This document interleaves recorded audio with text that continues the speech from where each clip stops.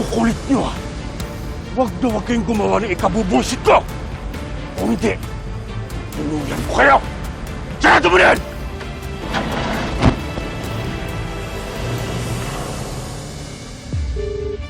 Bakit hindi sinasagot ni Tyrone tawag ko? Ako rin. Tinatawagan ko si Rosel para hindi siya sumasagot. Dati-rati naman kapag tumawag ako sa kanya, sinasagot niya agad. Baka po may nangyari sa kanila. Sir, huwag niyo kami saktan ng nanay ko! Ang pangingay nyo! Tumahimik nga kayo dyan! Gusto nyo dito ko na kayo tapusin!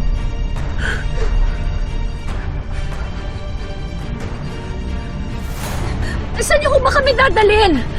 Malalaman niyo rin. Basta huwag na kayong makulit!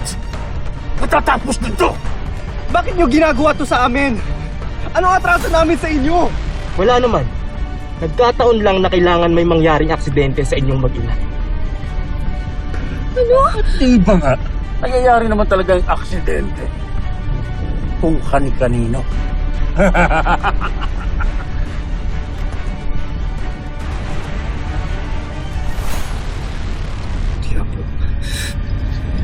Hindi ako papayag na ganituhin niyo kami.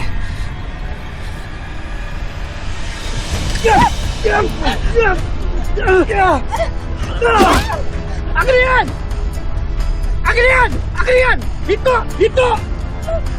Nay, baba na tayo! Dito! Dito po! Dito! Nay, bumaba na kayo! Baba na tayo! Muna ka na! Sige na! Nay!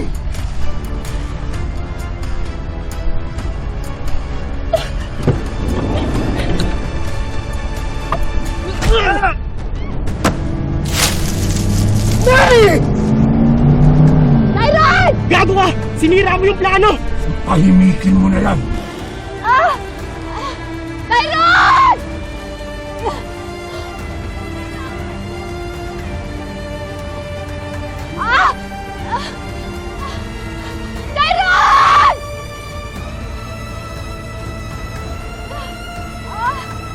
Tyron!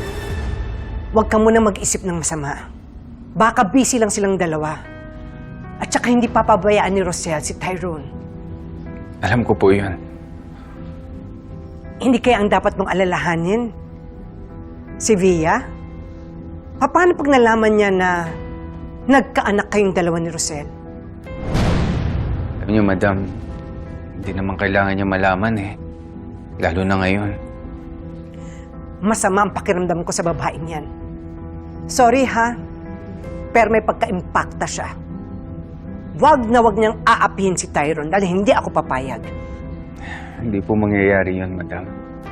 Paano kung si Rosel ang gantihan ni Via? May magagawa ka ba? Akin na yan!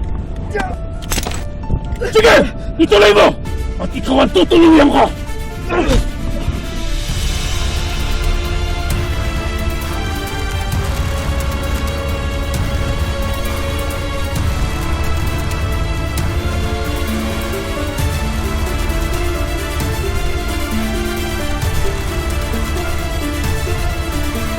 Tado ka? Mamamatay ka ngayon!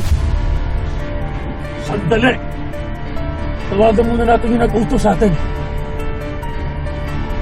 Bakit ba? Di ba ito naman yung gusto niya mangyari? Yung madispatcha yung mag-ina?